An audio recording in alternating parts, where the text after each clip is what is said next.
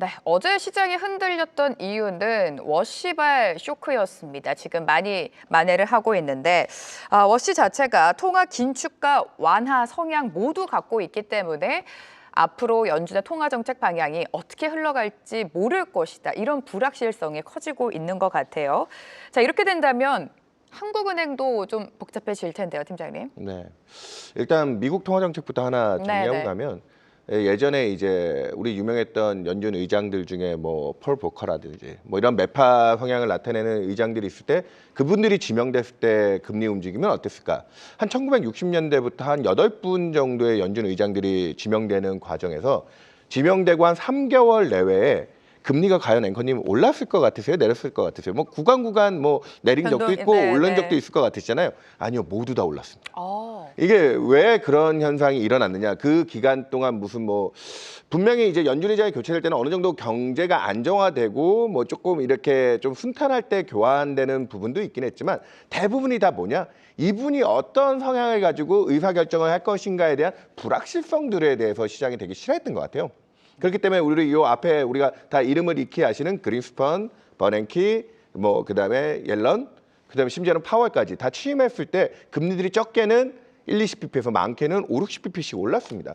이번에 워시 의장 지명자도 그런 측면에서 불확실성을 해소하는 과정이 좀 있어야 되고, 그가 과거 연준 이사를 할 때 금리 인하에 대해서 그때 제로금리 시절이었기 때문에 그렇게 크게 미온적이었다기보다는 대차대조표에 좀 문제를 지명한 부분이 있어요. 그러니까 연준이 자산을 너무 많이 늘려서 연준이 직접적으로 시중에 유동성을 공급하다 보니까 그게 주식시장 중심으로 해서 자산 가격들을 많이 올렸다. 만약에 그 성향이 유지된다면 이번에 취임하고 나서도 올해 하반기 시장에 결정적인 조정의 빌미를 만들 수 있습니다. 어떻게?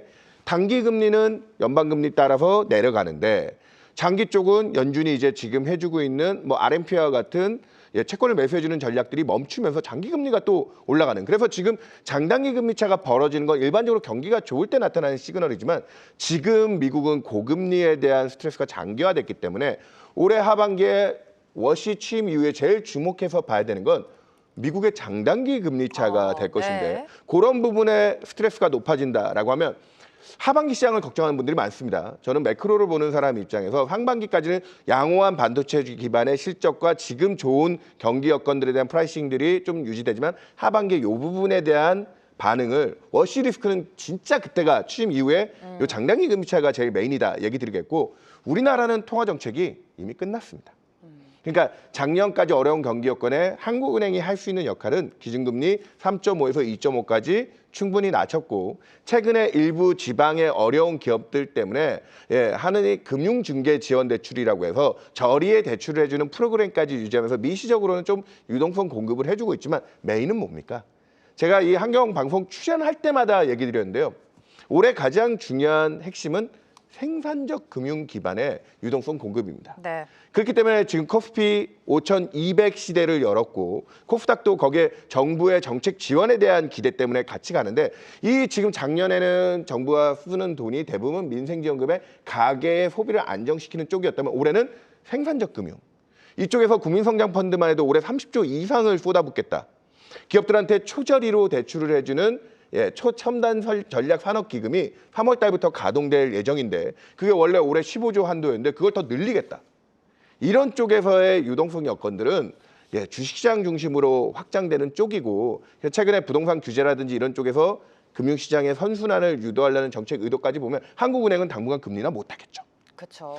그런 쪽에서 우리는 통화 정책 발에서의 기대를 가져가는 쪽보다는 정부 주도하에, 그러니까 우리나라가 지금 정책 반도체야 글로벌리 지금 긍정적인 사이클이 들어오고 있지만 이런 쪽에서 정책의 수혜를 받는 업종들, 아까 전력기기 얘기하셨는데 한국도 지금 올해 우리가 다 미국에만 기업 설립해야 됩니까? 데이터 센터라든지 전력 쪽 관련해서 우리나라 에너지 고속도로 이런 얘기 들어보셨을지 모르겠습니다.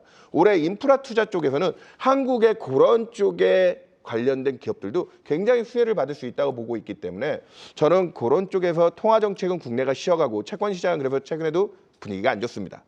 경기도 좋아지고 그다음에 이제 금리 인하도 없고, 그래서 우리나라 10년짜리 국채 금리가 지금 3.5%를 넘어서 작년보다 1%포인트나 급등해서 채권은 지금 재미가 없는데, 위험 선호 중심으로 올해 이 상반기까지 이 여건들은 충분히 끌고 갈 수 있다. 통화 정책은 국내는 이제 금융시장 안정을 위해 노력하는 네. 구간에 들어왔다. 얘기 드리겠습니다. 제가 잠깐 하나 좀 있는데 네네. 미국의 장기 국채 금리의 하반기에 좀 우려가 되면 그게 리스크라고 말씀하셨잖아요. 네네. 네, 그 리스크일 수 있고 그게 엊그저께 반영되고 이렇게 한 건데 네. 이런 얘기가 있잖아요. 이 그 기본적 배센트라든지 네. 재무부 그 트럼프 정부가 기본적으로 추구하는 것이 규제 완화인데 네네.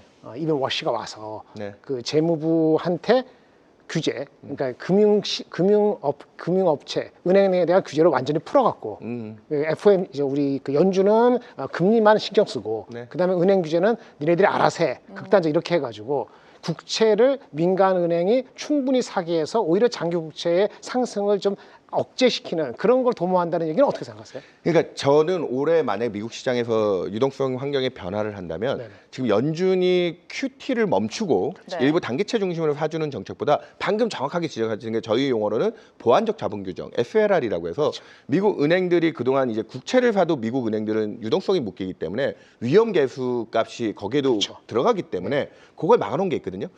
그거를 완화시키면 채권만 해도 유동성을 공급할 수 있는 게 미국 은행들이 갖고 있는, 그러니까 네네. 연준이 인위적으로 발권이 아니라 은행들이 갖고 있는 유동성을 국채 시장에서 공급하면서 안정화시킬 수 있는, 국채 금리를 떨어뜨려 줄 수 있는 돈이 1조 달러에서 2조 달러 이상이 들어올 수 있다고 봅니다. 그거는 웬만한 외국인들이 지금 미국채를 사주네 마네 논란이 있지만 네. 상당 부분 미국, 그러니까 저는 하반기에 만약에 시장이 계속 랠리를 하고 월시 의장이 아까 장단기 금리 차에 대한 노이즈가 나왔을 때 연준이 직접적으로 개입하는 게 부담이라고 하면 그때 들으셔야 될 제일 중요한 단어는 아까 본부장이 정확하게 지적하셨지만 저도 올해 하반기에 미국의 민간이 갖고 있는 유동성을 재활용하는 SLR과 같은 은행들의 규제를 완화시켜 줄 수 있다. 그러면 미국 시장에서 다시 한번 랠리가 나올 수 있습니다. 그 유동성의 힘이 과연 이거는 조금 더 시간이 필요할 것 같고요. 작년부터 사실 논의는 됐어요. 맞아요. 네. 근데 아직도 여러 마찰 때문에 진행을 못했기 때문에 그거 워시 취임 이후에 가장 중요하게 보여야 될 왜냐면 포인트 중에 저기 하나다. 오픈AI가 됐던 아니면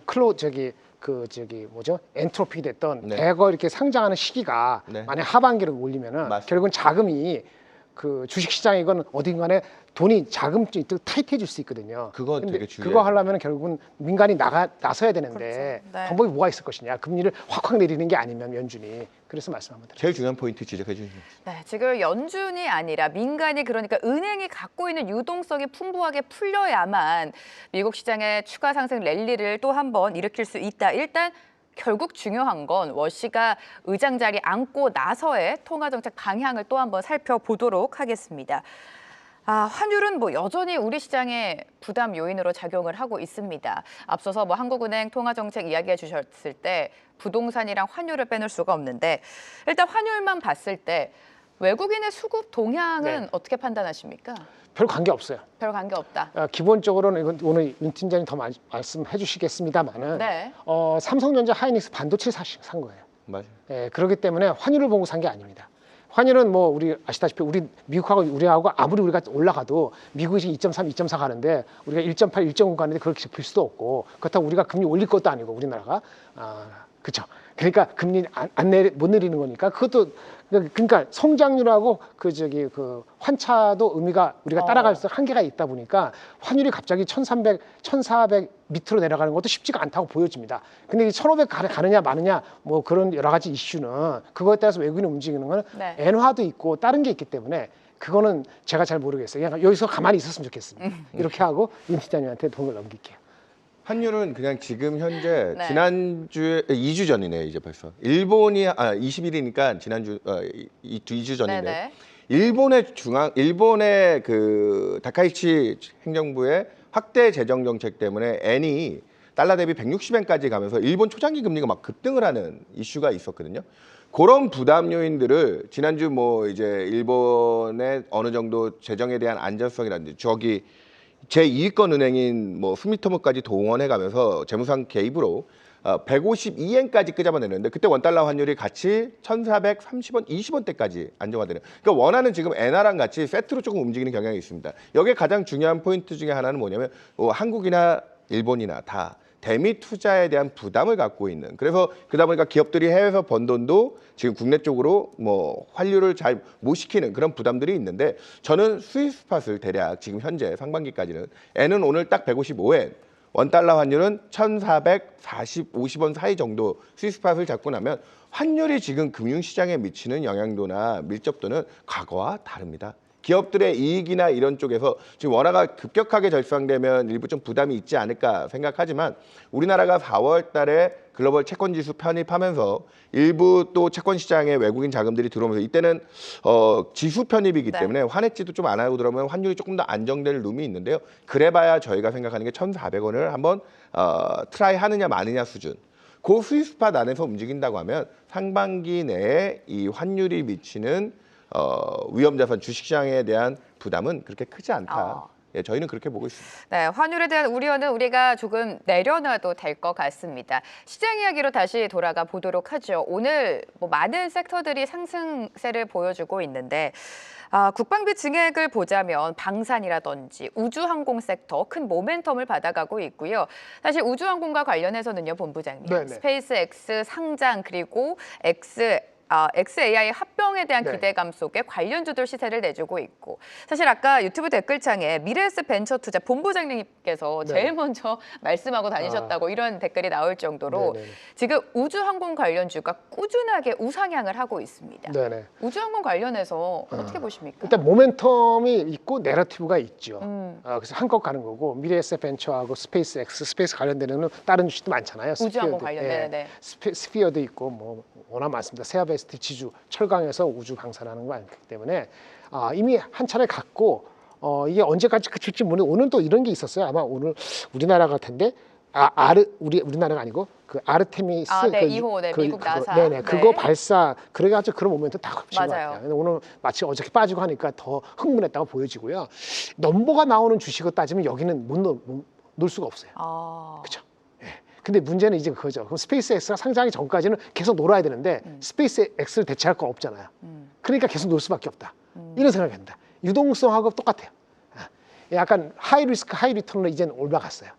하이 리스크 하이 리턴을 올라갔고 오늘 사실은 제가 그 최근에 그 후배님들이 그 리포트 써가지고 눈에 들어왔던 거는 세아베스트 지주가 원래 저는 그 괜찮게 생각해서 말씀 한번 드렸었는데 이게 이미 7만 원 넘어가면서 손을 안 댔는데 최근에 나온 리포트 보니까 더 의미 있는 리포트들이 나왔더라고요. 그 리포트에 제가 전체적으로 동감합니다. 그래서 그거는 넘버가 나오는 주식이에요. 넘버가 아직 나오는 주식이고 PER 배수로서도 뭐 30배, 40배, 50배 가는 주식이 아니기 때문에 세아베스트 같은 경우는 중간에 조정을 받을 때 좀 보시는 게 이미 안 보셨으면은 네. 갖고 계신 분이 미리 이걸 어떻게 처분할 필요는 없다고 보여지고 어떤 회사인지 제가 설명 안 드려도 되겠죠? 특수 합금입니다. 네. 근데 세트레가이 같은 경우는 이게 둘 다 시가총액이 엄청 높은 건 아닌데 뭐 엄청 싼 것도 아니고 한 2조 넘죠. 세트레가이는 인공위성 사진 찍는 거예요. 근데 이게 드디어 이제 이게 한화 계열이거든요. 근데 이제 주가가 올랐는데 이걸 이렇게 보세요. 애널리스트 목표 주가가 최근에 한 달 사이에 2배, 3배를 높였는데 그 2배, 3배 높인 주가를 그냥 치고 가는 거예요. 맞아요. 이렇게 되면 어떻게 되냐? 약간 리스크한 영역에 들어가는데 이렇게 보시면 돼요. 미국의 동종 기업의 PER을 비교할 수 있는 습관을 들여야 돼요. 근데 애널리스트들이 자신이 없거나 아니면 리스크 택하기 싫으니까 이거랑 비슷한 거 요 종목인데 요 종목하고 비교하면 요 정도 디스카운트 하면 돼요라고 이렇게 친절하게 해주지 않습니다. 근데 말씀드릴게요. 만약에 장이 좋고 이렇게 분위기가 좋을 때는 미국의 그 비교되는 회사가 있잖아요. 그 회사의 밸류에이션이 PER, PSR 얼마다 10일 합시다. 그거에 한 70%까지 갑니다. 70%까지 가요. 그러니까 장이 수급이 안 좋을 때는 한 반토막 납니다. 그러니까 지금이 우리가 이 주식이 미국의 동종 PS를 대비했을 때 얼마나 디스카운트는가를 보셔야 돼요.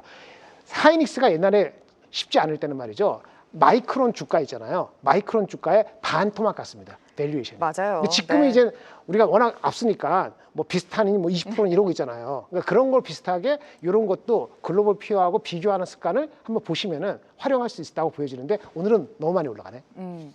자, 우주항공과 관련해서 앞서 짚어주신 인류를 달로 보내는 아르테미스 2호 그리고 스페이스X 상장 합병 그리고 또 정부에서는 국내 정부에서는 우주항공청장까지 인사까지 나면서 산업에 대한 기대감을 키우고 있습니다.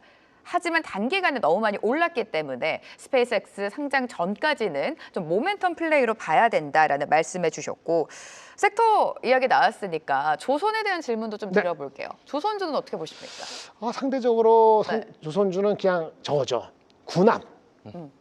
근데 캐나다. 캐나다 군함 소식 네. 기다리고 있어요 지금. 네, 계속 기다리시면 됩니다. 그러니까 밸류가 네. 비싸서 못 가는 게 아니고 다른 반도체건 뭐 지주건 요즘 오늘 증권주 난리 났잖아요. 네, 실적에 그건 대한 당연하죠. 기대감. 이게 거래 대금이 1월 달 들어와서 지난달보다 80%안 늘었다나? 네, 맞아요.